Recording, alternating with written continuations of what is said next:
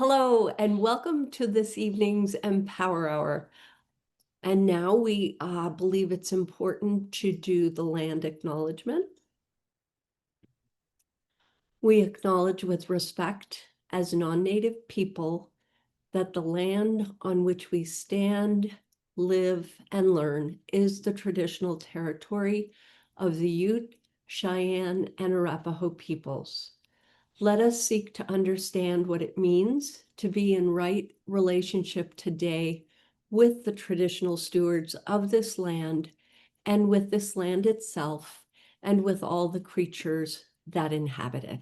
Tonight, our agenda is as follows. We're going to start out with an update from EOF's Community Resilience Team about our local work, and then I'll introduce our guests, Bianchi Hughes and Moshe Kornfeld, just before they speak. My name is Mary Pettigrew. I am part of the Empower Our Future, Empower Our team, of course, but tonight I'm speaking to you as a member of EOF's Community Resilience Team. We are really excited that Clean Energy Group, this amazing national organization that works to advance clean energy and mitigate climate change through innovation in policy, technology, and finance, they were offering us basically a grant, and we did accept that challenge. We applied for the grant, we got the grant, and three of us have been working on this. Myself, Mary Pettigrew, I'm a graphic designer and owner of Ampersand Graphic Design, and I'm a longtime community climate activist. Jim Gilbert unfortunately can't join us tonight, but he is a retired medical device engineer who has turned his brain power to the electric grid and refers to himself as a community energy advocate. Scott Miller holds both a JD and MBA. He worked in law and big tech and is now committed to accelerating the equitable transition to affordable, reliable, clean energy. Scott is here this evening, and he may periodically jump in. Basically, the grant that we applied for in February is called the Clean Energy Incentive Navigator Grant. And I did want to mention that we worked with a wonderful woman named Anna Adamson. She was our direct contact at CG, and she was just terrific. This grant is a nationwide effort to advance affordable, renewable, and resilient power in communities that have historically been left out. Boulder received one of these grants, one of 6 in the US, and basically, the grant tasked us with creating educational materials to raise awareness and help people understand the value of solar plus storage for energy resilience, as well as for reducing utility bills. We were also tasked with identifying possible community hub locations, funding options, and industry vendors. So I'm going to spend a moment here on what is a resilience hub, just because there's a lot going on in this graphic, but it's a really terrific one from Seattle. Basically, a resilience hub is a community-facing organization and a building. This is not residential. It might be a health center, it might be a church or a community center. Essentially, once you add power like solar panels and battery backup, this building basically can reduce its utility bills as a result of that solar and storage. So 99% of the time, the resilience helps basically pay for the system. On those days, which we call gray sky days, when it might not just be a power outage, it might be high temps or really cold temps. A building, it also, of course, applies in an outage because this building would stay electrified. Basically, these resilience hubs are places that are known to be safe. They're known to the community. It's a location where you could charge your phone, store temperature-sensitive medications, plug in some sort of medical device that's reliant on electricity. So obviously, they're very important. Services offered at a resilience hub might include heat or cooling, a refrigerator, again, food services, possibly, maybe even sleeping if that were necessary.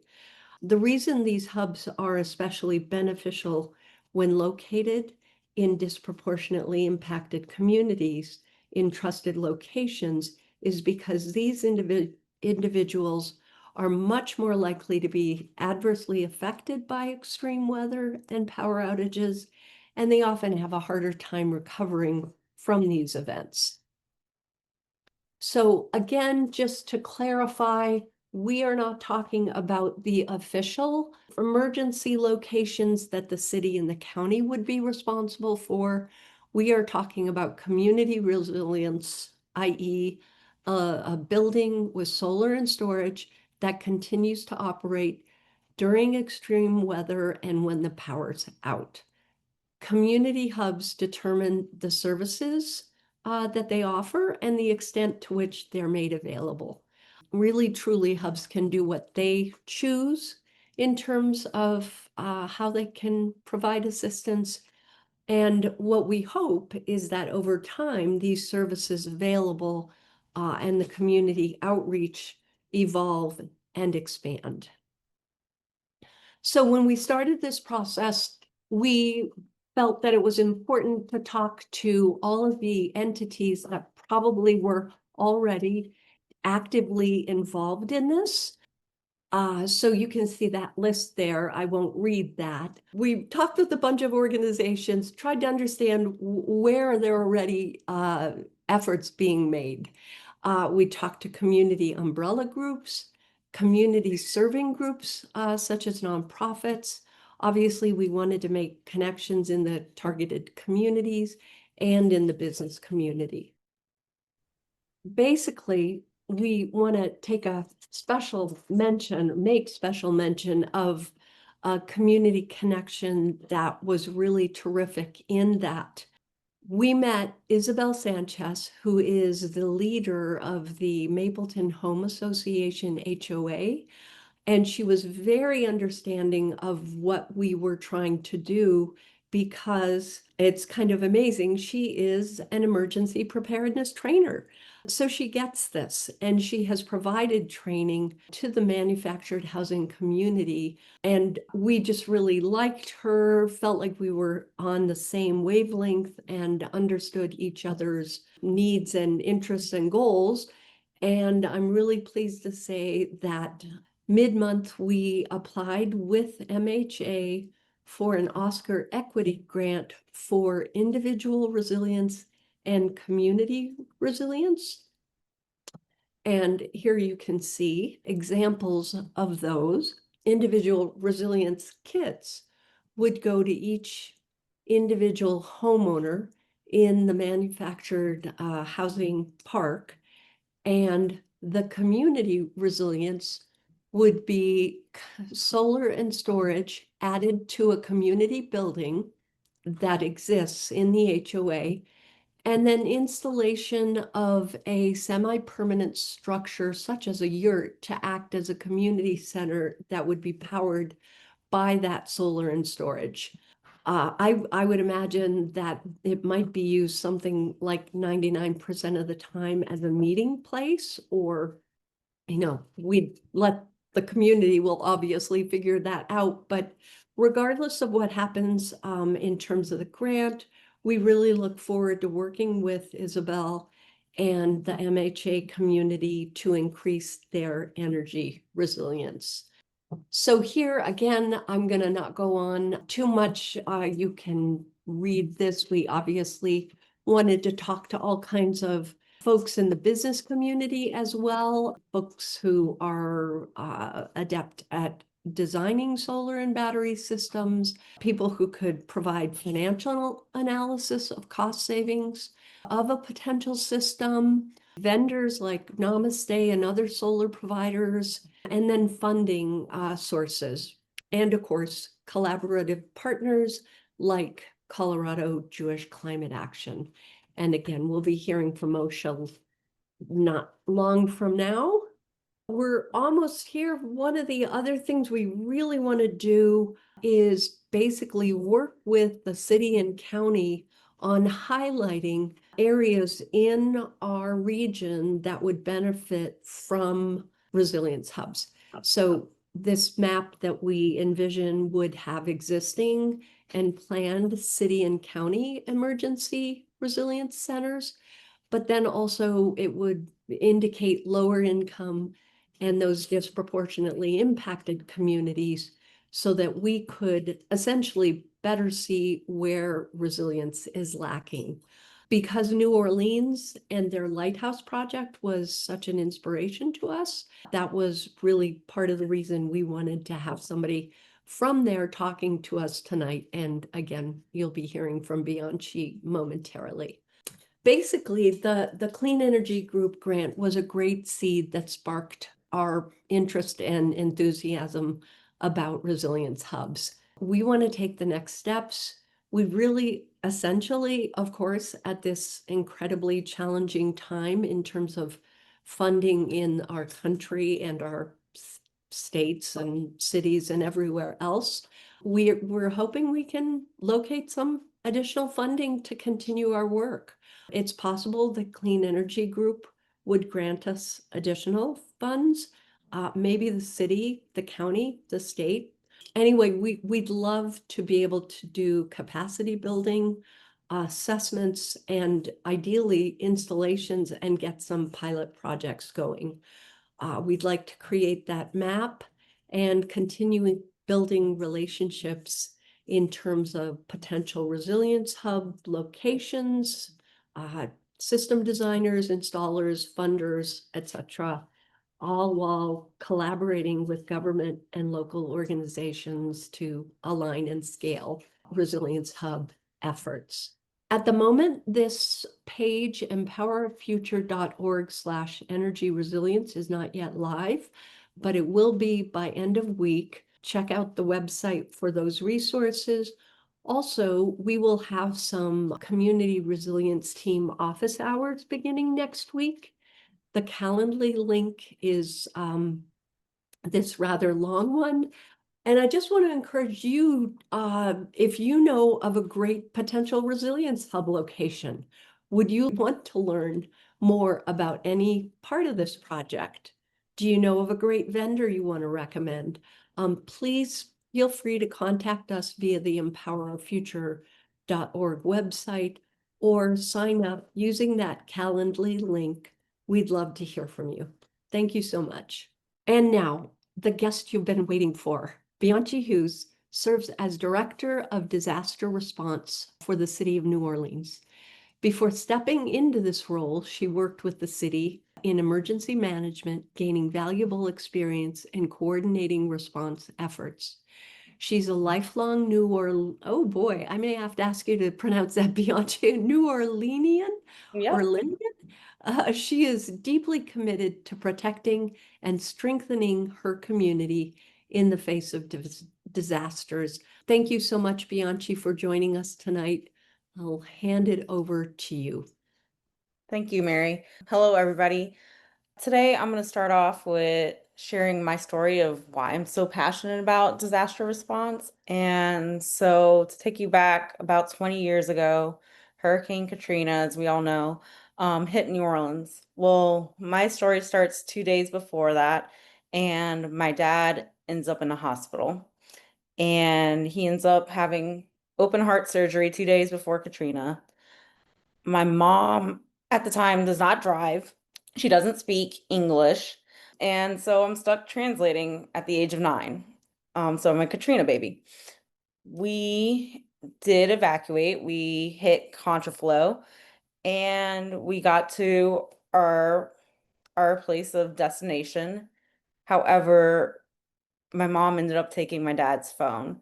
And so we didn't know where he was for 5 days. Okay, so this is a good time Mhm. to give Bianchi a minute to find her slides and share them again.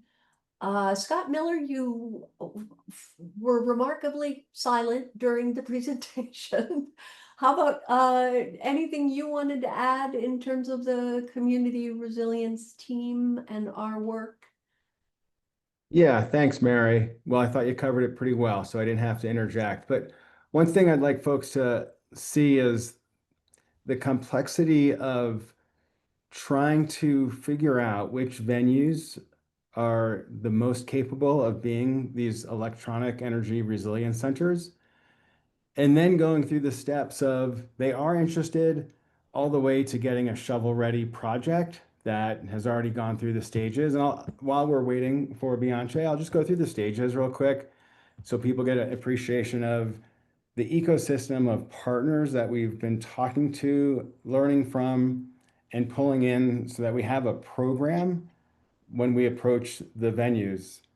To start, the venues could be houses of worship like churches or synagogues, manufactured home parks like the Mapleton Home Association Mary mentioned, senior and affordable housing, community centers, anywhere folks naturally aggregate as part of a community, whether because they're members there and they're paying, or because they're members and they don't pay, or they just live around the community and it's a trusted place. So that's step one, is talking to tens and twenties of these potential resilience hubs. Once they're interested, you have to go through a process of saying, hey, like, what are you interested in doing? What kind of resilience hub do you want to be? Do you want to be a resilience hub just for your community and try that out first, and then expand to the extra geographical community that lives around you? Do you have to go through that? You also have to say, hey, do you want to keep your whole building on if the power is out? Because you probably don't need your whole building, right? You probably want a common center, a community center, one big room. You probably want a bunch of plugs. You probably want to have refrigerators and availability for people to plug in their phone chargers and their medical equipment. So you have to go through the process, and it takes time because a lot of times people haven't thought about it. And at that, I'll just say, welcome, Bianche. You're all set. You look great out. Your slides are ready. Great. Sorry about that, y'all. And so to finish off the story, we did find my dad. It was 5 days later, when he called from another hospital bed out in Houston. And so Together Louisiana is a statewide network of over 250 religious congregations and civic organizations united in commitment to building stronger, safer communities. Today, I'm here to introduce our initiative, the Community Lighthouse.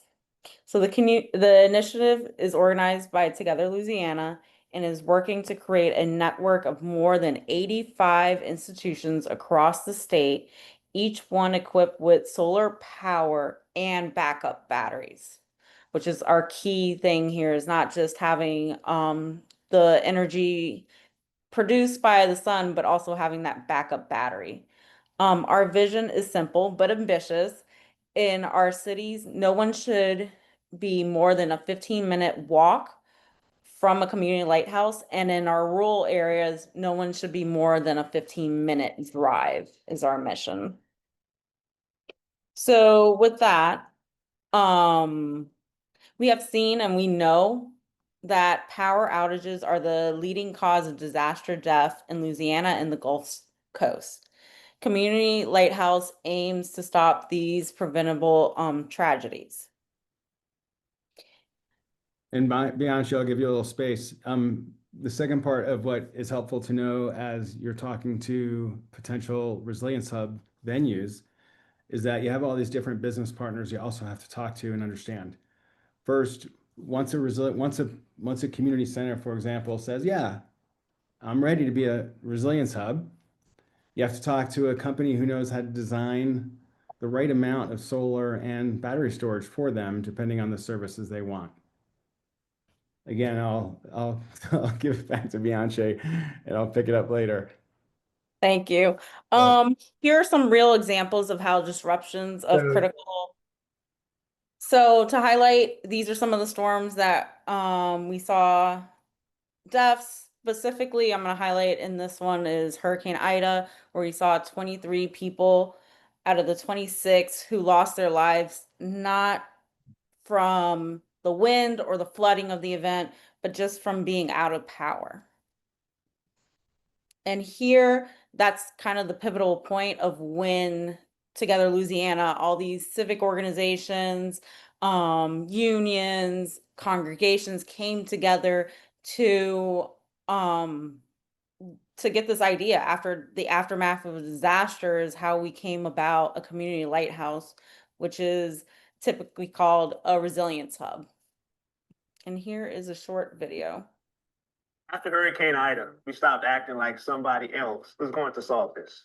The grid was down for weeks again. People died from the heat again. It was the poor and vulnerable who suffered most again. So we decided to stop waiting for someone else and to create the plan ourselves. Network of Community Resilience Hub with solar power with backup capacity. We engaged experts. We found champions, including some in high places. And in 2 years, we built the largest network of renewable resilience hubs in the world. Community Lighthouse Strategies has 4 components. Every neighborhood identifies a local organization which gets solar panels and batteries so it can operate even when the grid goes down. These microgrids upgrade our utility system with renewable energy. My church cut its emissions by 90%. Each lighthouse builds a team which engages the community and creates a response plan. We create jobs. We're training our local residents to fill them. I did about 8 years in prison. Local 130 gave me an opportunity to change my life, and I haven't looked back. Our Gulf Futures Challenge proposal will take Community Lighthouse to scale, building 75 new resilience hubs and bringing a lighthouse to 95% of disadvantaged communities. From the top down, we change a policy, but from the bottom up, we've got a chance to change the world.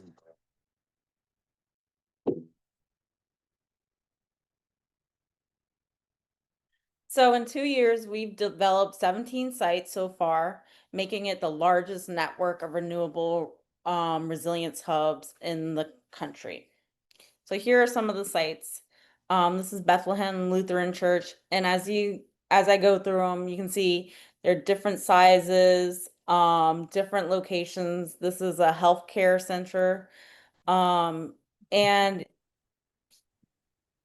so you can see there's different sizes, and not the entire building is the resilience hub. Sometimes some of the churches have decided fellowship halls. Here we have, it is still a church, Cornerstone UMC, but they have decided to put their solar panels on the ground and not on their roof. And this is where we sit with each institution member that wants to become a resilience hub and decide what is the best plan, listen to what they want and need to build this resilience hub. And so here we see that each battery is wrapped. This is a better depiction of how they're wrapped. It has Community Lighthouse, but then it also says on the battery system how much carbon dioxide is reduced per year, what is the capacity of the battery. Everybody has an app that they can also monitor that for their specific lighthouse. But then it also explains briefly what is the mission of this. So if somebody walks up, they can know what is the community lighthouse. Now, the big part about all this is that the solar batteries, microgrids are, of course, the part of the strategy that grabs all the headlines. But the truth is, without the social capital, none of this would be possible. Because technology by itself doesn't organize people. Technology doesn't open the doors of churches or recruit volunteers or check in on the elderly neighbor when the lights go out. What makes these microgrids matter is the human infrastructure around them, the relationships of trust, the network of congregations, neighborhood associations, and civic groups that know their communities inside and out. It's those relationships that allow the power from the solar microgrid to be translated into life-saving action. A cold room and refrigeration of medicine for someone with health conditions, or a charging station, families cut off from communication, a safe place where neighbors can gather and not be alone in the dark. And these are some of the pictures of our lighthouses. And so the hardware does matter, but without that social fabric, it's just hardware. With social capital, it becomes a lifeline, is what we've seen. And now I'm going to talk a little bit more about the strategy and what it means, kind of like the meat of this presentation. And so our strategy is step one, we identify trusted civic institution, meaning a group that already comes together that is doing something out in the community in each neighborhood. And they decide what their turf is. This means a geographic area which they choose their ownership of. So that might be, for some might be 3 miles, for some it might be a mile, or they start with a mile and then realize they need to expand. Step two is the lighthouse builds a lighthouse keeper team, leaders from that institution who build the strategy of its community. So that's kind of what we know as volunteers. Step three, the team canvasses door to door every year to get its relationship with vulnerable neighbors and re-anchoring institutions in those neighborhoods. So yes, they are talking to neighbors, but they're also engaging those local businesses to inform them that there is a lighthouse, because that can formulate a different partnership that is unbeknownst to all of us. But if you don't allow people to know that you're there in the community, they won't be able to pitch in and cooperate later on. Step four, the team develops its site plan and response strategy. And each site looks very different.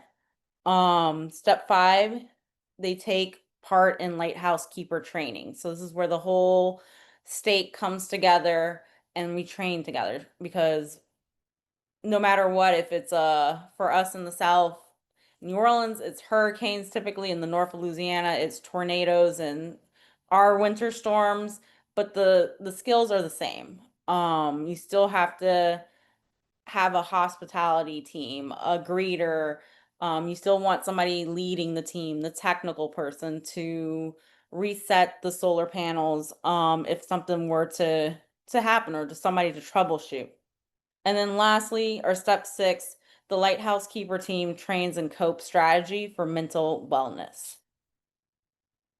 And so this is a map of all the lighthouses that we have. Obviously, it has grown since June 11th. And then we got to really test out our lighthouses for Hurricane Francine last year. And so this is kind of what came about. That is 9 of our community lighthouses open. They provided food, water, many batteries, internet, charging stations, and oxygen.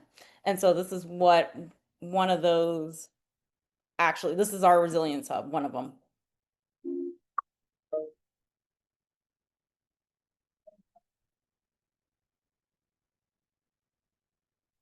Here comes the sun, darling. Here comes the sun. I say it's alright. It's alright.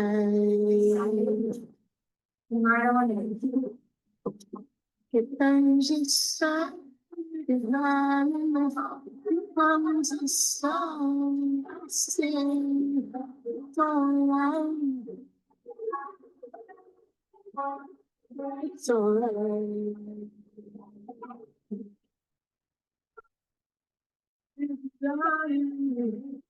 Been a lonely, little darling. It feels like years since you been here. I feel just lonely, darling. And the sun I spent And so that was footage of a neighborhood without power, and they're operating entirely off the grid. And so here's a visual example of our plans. This is one way that other members of the union or the congregations can visualize a simple way of digesting what does our emergency plans look like. Some of them intentionally have openings, such as like a care lead, where it's also a way for people to sign up. And then in these spaces, you have different activities going on, different operations. So it also, by it being visually out, allows for other groups that work in that same space to either want to participate or open the conversation on how can we partner. And so that's how all the pieces fit together. And in closing, the community lighthouse strategy is not just about surviving the next hurricane. It's about transforming how we care for each other every day. Yes, it has disaster response, but it's also deeper long-term work of tackling the social determinants of help, making sure neighborhoods are connected, supported, and resilient. When we invest in these community lighthouse networks, we're not just keeping the lights on, we're creating communities where no one is left isolated, where neighbors are known by name, and where trust is stronger than fear. This is not just a disaster strategy, it is a social capital strategy. And ultimately, it's a vision for a safer, more connected Louisiana can look like. So thank y'all. Thank you, Bianchi. We so appreciate your being here, and what an inspiring story, and also your resilience in terms of tech challenges and sticking with it. Thank you. Now I'd like to introduce Moshe Kornfeld, the founder and director of Colorado Jewish Climate Action. He has studied at many institutions of higher Jewish learning and holds a PhD in cultural anthropology from the University of Michigan. He has taught courses on American Jewish life and on the intersections of religion, environmentalism, and politics at Washington University in St. Louis, CU Boulder, and the University of Denver. Moshe lives in Denver, Colorado with his wife, Rachel, and their 2 children. Thank you, Moshe, for joining us. So good to be here today. As Mary said, my name is Moshe Kornfeld, and I'm the founder and executive director of Colorado Jewish Climate Action. I actually wrote my dissertation based on research I did in New Orleans. So it's fun to connect different strands of my life today. Colorado Jewish Climate Action is building a Jewish and interfaith climate movement here in Colorado. We work with secular, interfaith, and frontline allies and pursue just solutions to the climate crisis. Our focus areas include education, advocacy, greening institutions, and youth empowerment. Our primary work is to organize within the Jewish community. However, when we move past this base, we're eager to build an interfaith climate coalition here in Colorado to bring new people and organizations to the climate movement. Inspired by Together Louisiana's Community Lighthouse initiative, CJCA decided to explore what it might take to develop climate resilience hubs here in Colorado. And one of our amazing leaders, Meryl Glustrom, connected us with Empower Our Future, and we're excited to be on this shared journey with y'all.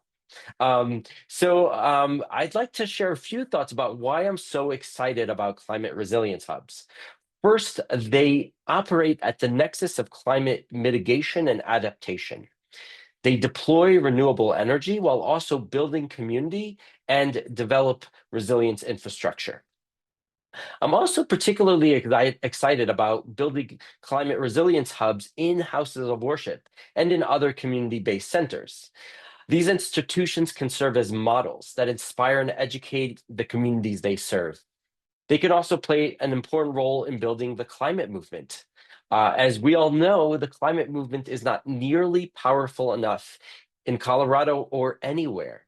Climate work should not be partisan. And my hope is that building a network of climate resilience hubs and engaging communities of faith can help undo the partisan logics that are being exploited by the oil and gas industry. We must build a movement that is broad and powerful enough to sideline fossil fuel interests and deploy clean energy at the scale that science and justice demand. I'd like to close with a short reflection on the concept of sanctuary.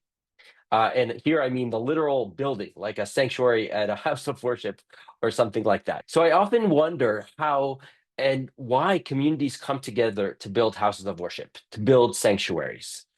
These are often large projects that are built at great effort and great expense. Think about all the time, energy, money, and community building that it takes for a group of people to achieve this type of goal. Coming together as a community in support of a higher purpose is at the center of what it means to be human. It represents human flourishing at its finest. And this is ultimately what we need to do in order to turn the tide when it comes to climate change. When we witness our federal leaders take a hatchet to climate progress, we cannot sit idly by. We must make a commitment to rebuilding our sanctuaries, our power, and our movement. We must do this work as individuals, but more importantly, as communities, as parishes, and as congregations, as groups of people coming together to uplift themselves, their cities, their states, and ultimately our beautiful life-sustaining planet upon which we are all ultimately dependent. This is my ultimate dream for what climate resilience hubs can achieve here in Colorado. I hope we can all work together to make it so. Thanks so much. Great. Thank you so much, Moshe. Appreciate your comments, and we really are glad you could be here tonight and look forward to collaborating with you. Chris Hoffman is going to tell us if there are any questions in the Q&A. Chris, go ahead. So the first question we have, and I'm not, I think this is probably directed at Bianchi, is the question is, how large is the community building? And I think maybe you could just talk about the one we saw in the video and then others on your network. So each location varies. So for example, there is a federally qualified health center, and that resilience hub, community lighthouse functions as still a medical center, and it has a floor dedicated to food services and a place for people to cool off. But then the one that we saw in the video is a smaller location. As you could see, it's a fellowship hall. We're not trying to make large stadiums or places resilience hubs. We're trying to make it manageable because we still have people who are maybe traumatized or just not as familiar with disaster response running these sites. And we have to think about crowd control. So you don't want too large of a location. So most places typically hold about 50 to 100 people, and it's in a fellowship hall, or the lobby of a union is another one. The next question is again for Bianchi. And did you seek funding at one center at a time, or did you sell the whole state or parish on the entire concept to get started? So it initially started off as a pilot program with the 17 community lighthouses. And a lot of the initiative was easier to kind of sell because there is this understanding of disasters. So when a disaster does hit New Orleans, we become an island. And so there is that want to be preventative in the measures. So that kind of made it easier to start there. But then even in my story, there is a need for when we evacuate New Orleans, where do we go? That connecting aspect. And I think that's really what is highlighted with having statewide connection and then eventually a Gulf-wide connection of how do I evacuate to the next state. So they started off with that. They pitched that. They got federal money, and from seeing our infrastructure person in Congress allot that money, the local city government in New Orleans had also set aside money for the resilience hubs. Great, thank you. Here's one, this may be for Scott as well as Bianchi. And maybe Moshe would have something to add too. I love the Resilience Hub concept. I know you're asking for support here in Boulder, in Colorado, but it would be wonderful to have something comparable to New Orleans here. What can we learn about how to get this going here? Yeah, I'll take a stab at this. First of all, we love the concept of the Lighthouse New Orleans, and we want to copy it like word for word. We try with our efforts, we're trying not to put the cart before the horse.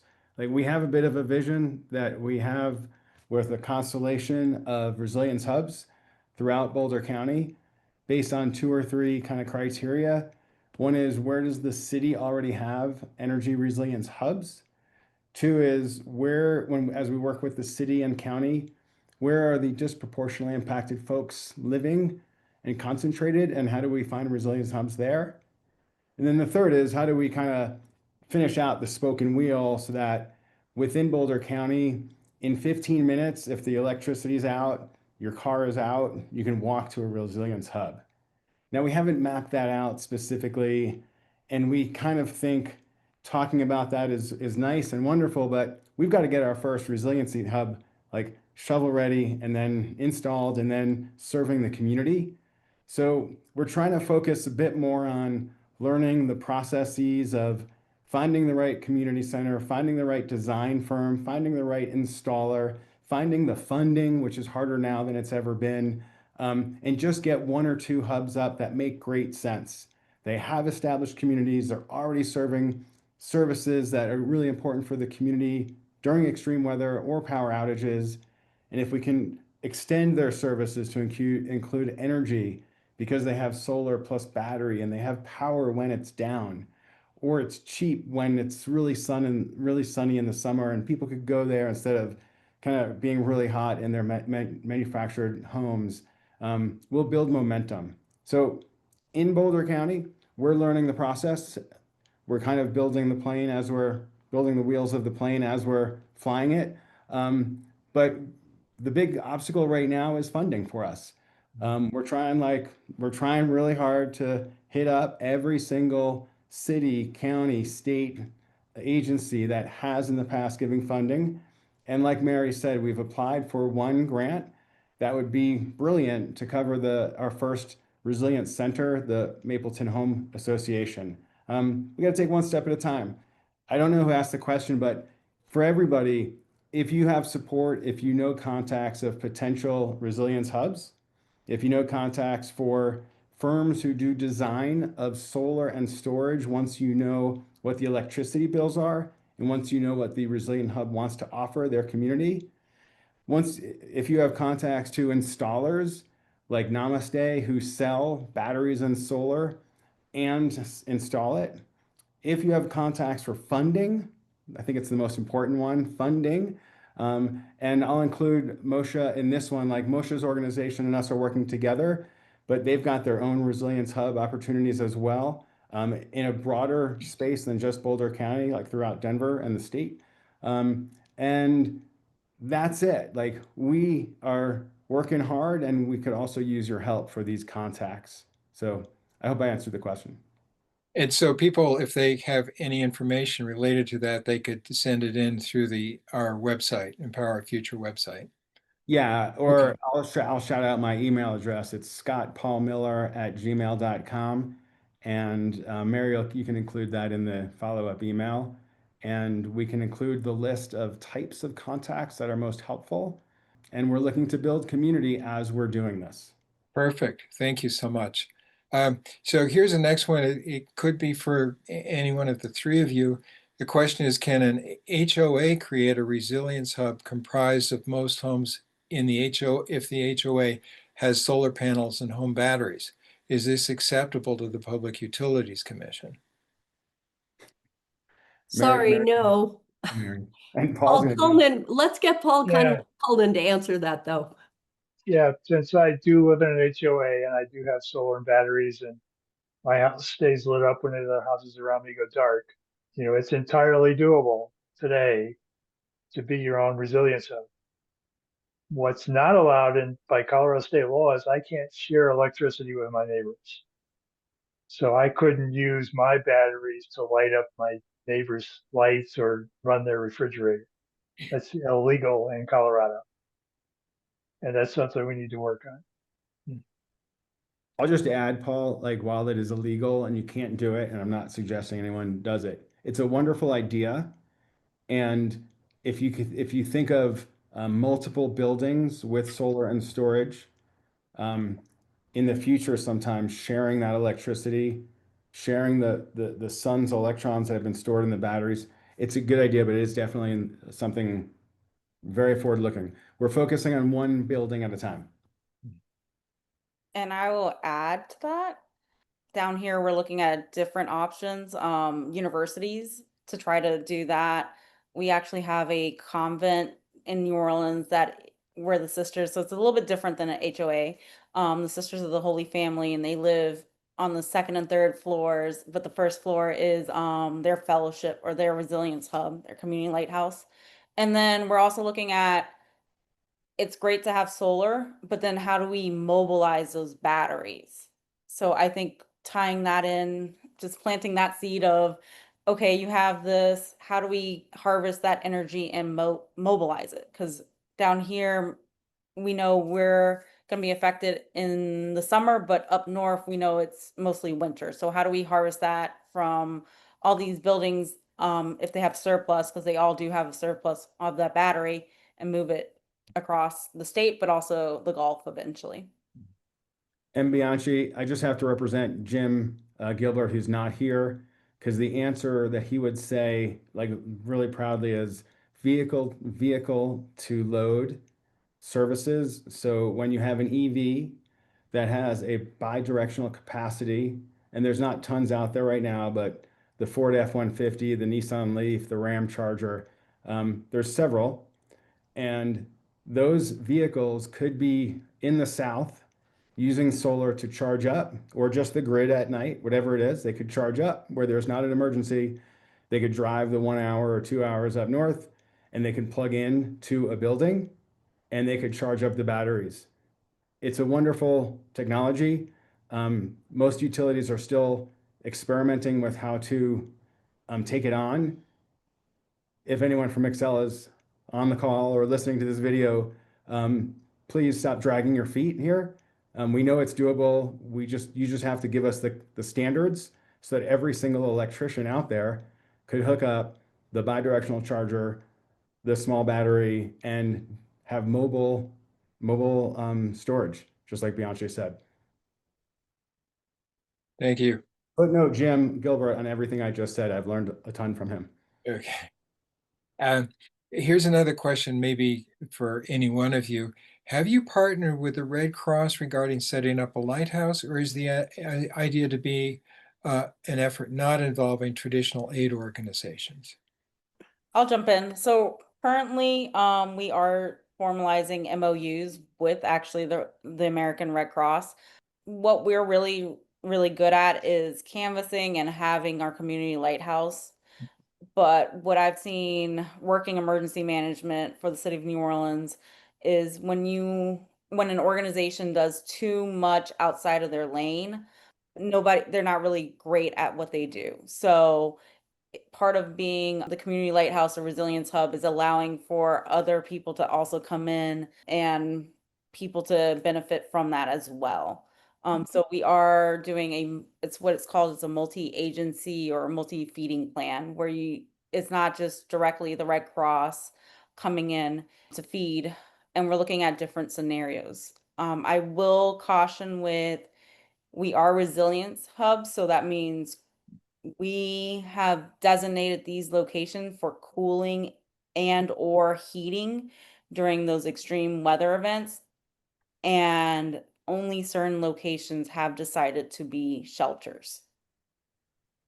So not to confuse that, and that is very important, especially talking to your local government or emergency management, to clarify those expectations. We're here to provide relief throughout the day, because sheltering takes on a different look. And so, yes, so we're partnering not only with Red Cross, but also other groups, disaster relief groups that could help provide other supplies. That's a really important clarification. Thank you for that. I will just mention that locally, there was not any intentional lack of contact with the Red Cross. We just hadn't done so. And thank you so much for that suggestion. We'll follow up and find out what, that kind of a collaboration might be like. One other question, and that's this one. Can you add more detail on the functions of a hub during blue sky days, since gray sky days are hopefully few and far between? So unfortunately, down here in New Orleans, they are not far in between. But during normal times, blue skies, they're functioning as their union. They're continuing to, do work out of it, or their faith-based organization. So they're holding meetings. The neat thing that I don't think I touched really a lot about was as the solar power, the solar arrays and the solar panels are still collecting energy. And so they are getting benefits of sending that surplus either back to the grid or collecting that energy in the batteries. So everybody has savings that they have acquired from having these solar panels on top of their institutions. And the lights flicker all the time. So I have a pastor that has told us he was in the middle of a funeral service and the light flickered off, and everybody was like, "Pastor, what's going on? What's the holdup?" Not even 30 seconds later, he can continue to do his service because it took a 30-second time frame for his location to boot up. Hmm. And then he was like, "And we're good." That's great. That's great. My question was for Bianchi. From the time you started and someone came up with the kind of helpful idea, like, hey, we should really start thinking about adding solar and storage, or we should really be more resilient during the times of the hurricanes. Like, how long did it take you guys in New Orleans to go from kind of thought to gathering a bunch of people, to meeting a bunch of people, to getting funding, to deploying your very first live resilience hub? Okay. So there's two iterations. There's one, Hurricane Katrina hitting, and it's being like, okay, we rebuilt, but how do we avoid that happening again? And then hurricane after hurricane hitting, and finally together New Orleans and its member organizations, specifically in New Orleans, was trying to rebrand and reformalize itself here as a group of organizations, broad base. And so that took about 4 years for them to do that. And then Hurricane Ida hit, and everybody was on board as to, we need to do something. Like, how are we not, like, we're saying that we're doing this good work, what are we going to do? And so after the aftermath of Hurricane Ida is where really Community Lighthouse, where all those leaders got on a call, and they were like, what if we had solar instead of generators? How do we put that on one of our locations? And so that took about 6 months after them actually, and helped to really formalize together New Orleans. And then from there, they did a big July meeting 2022. And so, or 23. And so from there, they put on, they had different members of city council, the federal government, kind of all there, and asking, like, do you commit to being a part of this? And they actually committed on the spot, you can tell. And there's a video on YouTube. Money, like, we knew Troy Carter was gonna commit some money, and then I think like the mayor was like, oh, we're gonna commit this much from this fund, and it was kind of like a bidding war unbeknownst to everybody. And from there, it took a while afterwards because money had to come in, but also deciding like what is the best first spot. So the first one, so the federal government like dollars invested in the community lighthouse, and then there was like the Department of Energy selected community lighthouse as one of their projects, their 14 national projects, to receive technical support under its energy storage for social equity initiative as well. So it took a while. It's not a quick thing. There's service agreements that need to happen, design, optimization. Some people think it's great. Oh, we can put the solar panels on this side. And it's like, well, you don't get the best benefits on that side. Can we do it the other way? And then each building is historic. So how do we walk around that? And then permits. So it can eat up time, but once you get the first one rolling, we have a list and a pipeline of people wanting to be a community lighthouse. Great. Thanks for sharing that. It's very helpful and inspiring. This is Julie. I'd like to ask a question. Sorry about my light situation being so weird. We are this project this team is working on has been pretty much outside of our municipal city efforts, and you have the terrible or beneficial silver lining of having terrible weather down there and really bad events all the time. And up here, it's somewhat proactive and hopefully being able to be prepared for. We've had a few things that have been really bad. We've had fires, thousands of homes burned in a few hours. We've had flood, but we don't have like every single year just the really bad worst thing we know is going to happen in September or whatever. So do you have any suggestions of how to bring, I mean, it would be awesome if our city and county were able to donate funds or whatever. I mean, I don't know what our team, I'm not speaking for the team, I'm not on the team, but you got a commitment from your community and from your elected community, it sounds like. And so if you have any ideas about that, or if I don't know if it's better to continue to go solo, it just seems like we you know, and your project has lots of small places that are operating, which was very interesting to learn about. And so anyway, if you have any suggestions, that would be awesome. Thank you. Yeah, I was talking to actually another part of the team, and something I mentioned was prevention. I mean, you said it was prevention, and how no one foresaw Hurricane Helene hitting the Carolinas. And I think that was a very strong message that's still fresh in a lot of people's minds, and using that as an example to be like, we don't want to be like these other locations that do have these disasters. And then the Carolinas do not get, you know, it was a rainstorm before the hurricane even hit. So it was really a fluke. But they're happening more and more. Maui could be another example, and using those places, like nobody thought there was going to be a hurricane and a fire that takes out Lahaina.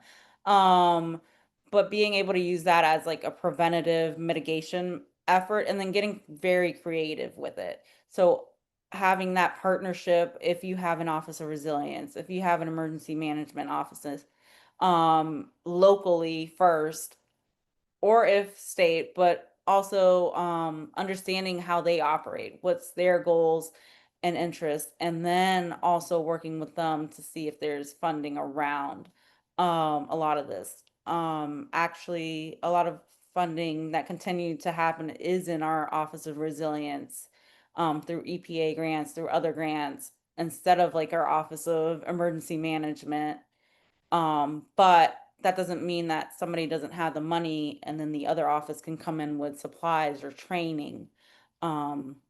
So using the different, like everybody is of use. Also, other disaster relief organizations might be funders for y'all as well. And then I really like, it's not just fires or natural, it's also the blizzards. I mean, there's a lot that goes on. And it's for us, like, for example, a not out of the box idea was involving the film industry when they went on strike. So their people weren't being used, and so they needed jobs. So it's like, how do you help provide not many, but some jobs to them, but also open up the conversation to see, like, we found out they have their own disaster response teams that cover the Gulf states. They're actually part of one of the ones in the pipeline that want solar on top of their building. But also, they also explain to us how funding gets sent, because it's in their interest to also get back to work, to have their people to get back to work. So their funders, their big Disneys and Pixars and all them are also funding them to try to help restore their workers back to normalcy, so their job of filming can go back to normal. So it's really getting creative and not discarding each partner out of the equation. Thanks a lot. So the Lighthouse project is not just New Orleans. It's all the state and it's becoming regional. It's It- how do you have the capacity to do this? Great question. So it is across the state, and it's continuing to grow. Even we just put in a proposal for the Gulf states, so Texas, Florida, Alabama, Mississippi. So it's continuing to grow. But in Louisiana right now, we have organizations that are, so we have Together New Orleans, Together Baton Rouge, and North Interfaith Louisiana. And these are organizing organizations that fall under Together Louisiana. And so there's already somebody organizing around issues, and there is a common sentiment here across the state of disasters, a disruption of services and your life. And everybody is unified in this common problem, so everybody can connect, no matter if it's the top of the state or the bottom. And so they work around problems. So there's a main organizer, and I work with them to understand who are the people. I do a lot of the preparedness, creating the teams, consulting with the teams, making sure they get the right trainings, understanding if they're in, because people volunteer to be in these roles. And sometimes, for example, I had a person that wanted to be my head lighthouse keeper. So that person's over the entire team, but they live an hour away during normal time. And I was like, during a disaster, that hour drive becomes 2. And you have to be at the community lighthouse 2 hours before it even opens to prep and like just walking people through reality. And they're like, yes, but I can do it. And I'm like, okay, but how do we get a co-lead if you are running late or stuck in traffic or whatever? There's no gas. So short answer is, I'm not taking ownership of everything. It's also empowering people during these blue sky days to take ownership of decisions and giving them the tools to be able to run that community lighthouse.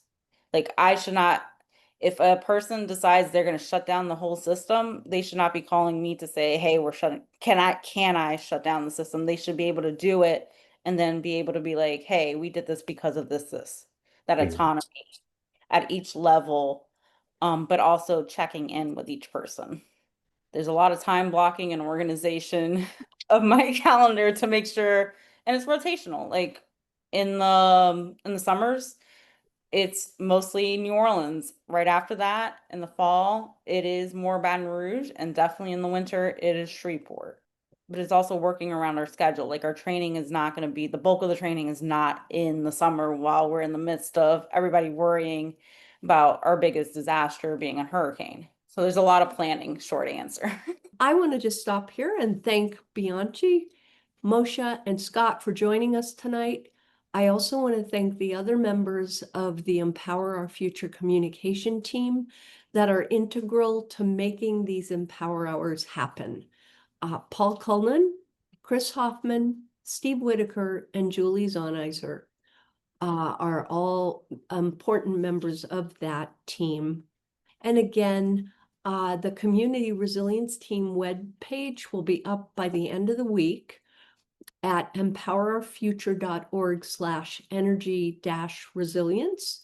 And at that link, you'll be able to find the Calendly link to schedule a time to meet with one of the Community Resilience Team members. Thank you, Yeah. Chris. Thank you so much. This has been great. Great. Hey, Thanks, everyone. appreciate Thank our- you.